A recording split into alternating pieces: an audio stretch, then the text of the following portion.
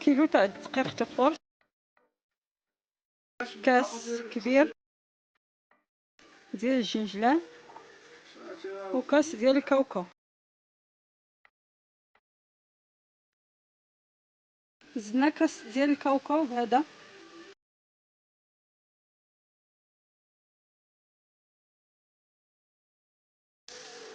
جوج ساشي،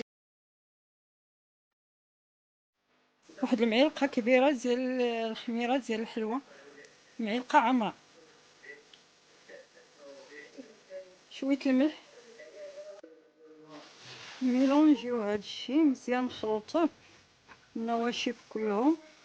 واحد المعلقه صغيره القرفه اللي بغاها، اللي ما بغاهاش درت المسكه، المسكه الحاره، السكر حسب الذوق.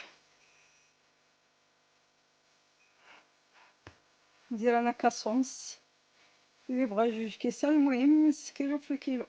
جات جوج معالق الزبده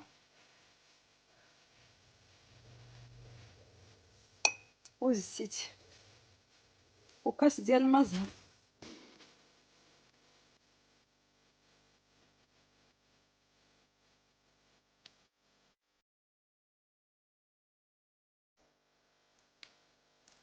نديرو كاس الزيت، والزيت تبقى على حسب، ما خصناش نكثروا الزيت بزاف.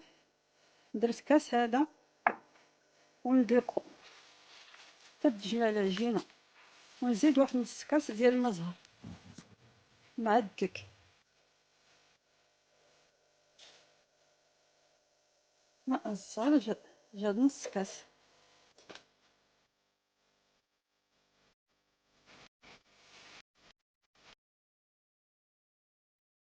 ونبقاو نضيفو حتى نجمعو العجينه مزيان.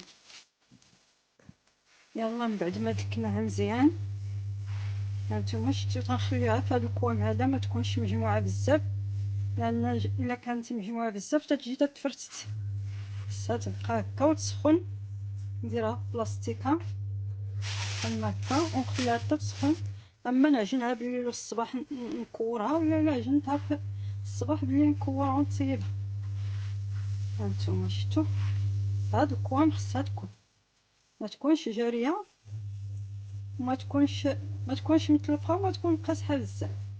المهم كتجمع بحال هكا، بحال الكره.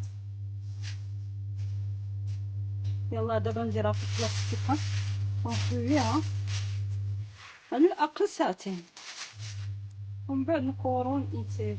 يلا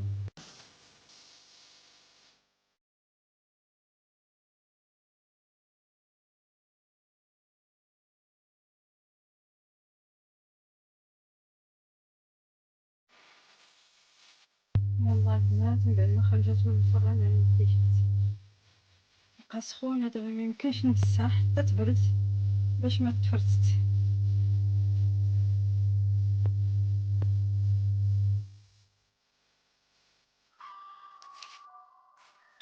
يلا من بعد ما طابت الغريبه، ها هي كي جات غزاله بنينه كتشهي.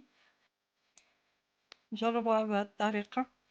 هذه شويه لهبه ليا الفران من الفوق، ولكن جات بنينه.